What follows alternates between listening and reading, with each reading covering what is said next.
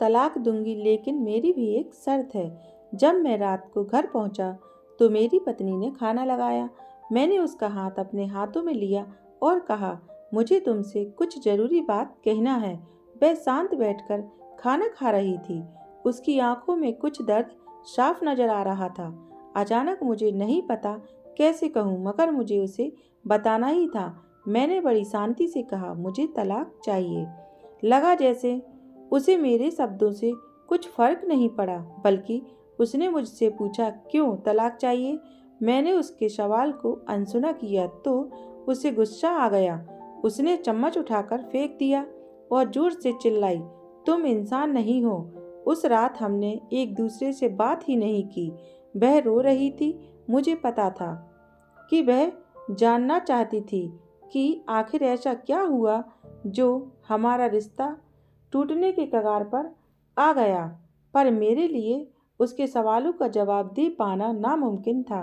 मैं अब प्रिया नाम की लड़की से प्यार करने लगा हूँ। अब मुझे उससे प्यार नहीं रहा। मैंने उसे उसके बरसों के प्यार की सजा दी थी। भरे मन से मैंने तलाक के पेपर तैयार किए हैं। उसमें लिखा था कि वह पूरे घर का और कंपनी का 30% शेयर ले सकती है इस तलाक के बदले। लेकिन उसने उन पेपरों को देखा और उनके टुकड़े टुकड़े कर दिए।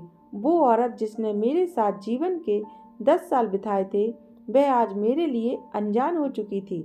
मगर मैं क्या करूं? जो हो चुका है उसे मैं बदल नहीं सकता, क्योंकि मैं किसी और से वह अपनी पत्नी से भी ज़्यादा प्यार करने लगा था। आखिरकार उसके सब्र का बांध टूट गया और वह फूट फूट कर रोने लगी है। मेरे लिए उसका रोना एक तरह से उसकी रिहाई की तरह था। तलाक की बात जो कई दिनों से मुझे परेशान कर रही थी, अब बिल्कुल साफ हो चुकी थी। अगले दिन मैं घर काफ़ी लेट आया। मैंने देखा कि वो टेबल पर बैठकर कुछ लिख रही थी।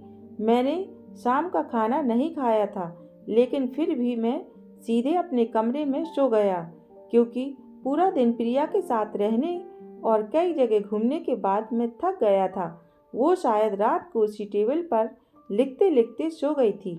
सुबह उसने तलाक देने की शर्तें बताईं। वह मुझसे कुछ भी लेना नहीं चाहती थी।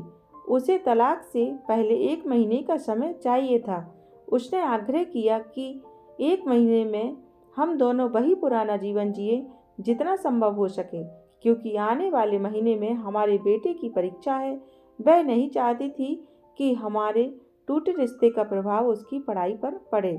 मुझे भी यह ठीक लगा, मगर वह और भी कुछ चाहती थी। जैसे शादी के दिन मैं उसे उठाकर अपने शयन कक्ष तक ले गया था, उसी तरह अब हर रोज 1 महीने तक मैं उसे बेड से उठाकर मुख्य द्वार तक ले जाऊं।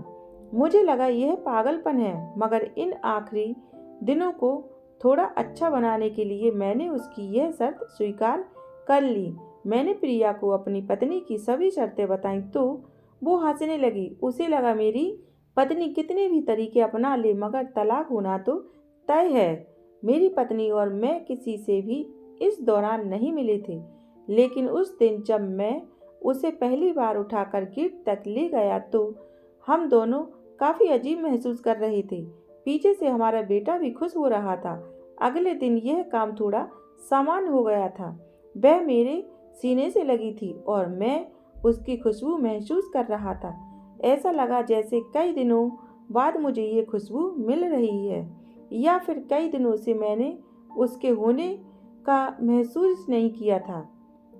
पहले जितनी उसमें वो कशाव नहीं था और चेहरे पर हल्की झुर्रियाँ नजर आ रही थी और बाल भी सफ़ेद होने लगे थे।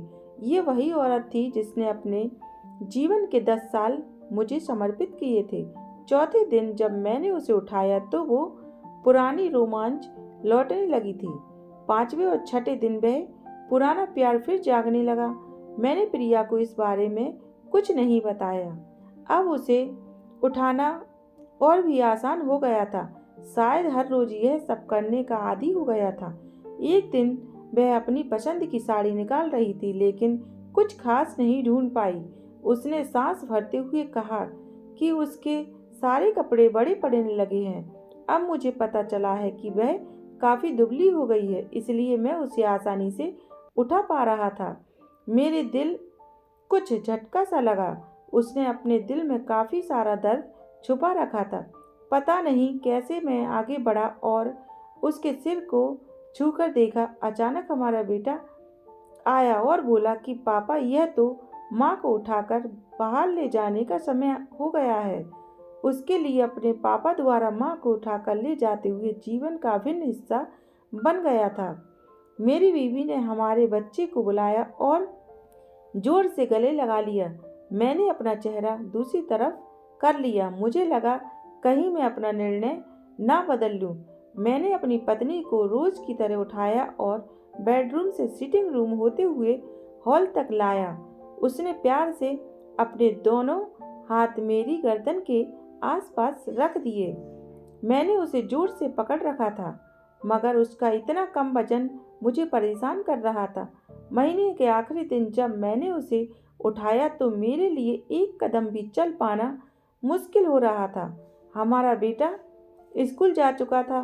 मैं अपनी कार से ऑफिस गया और कार से कूदकर बाहर आ गया, बिना कार को लॉक किए। मुझे डर था कि अब एक पल भी देरी मेरा इरादा बदल देगी।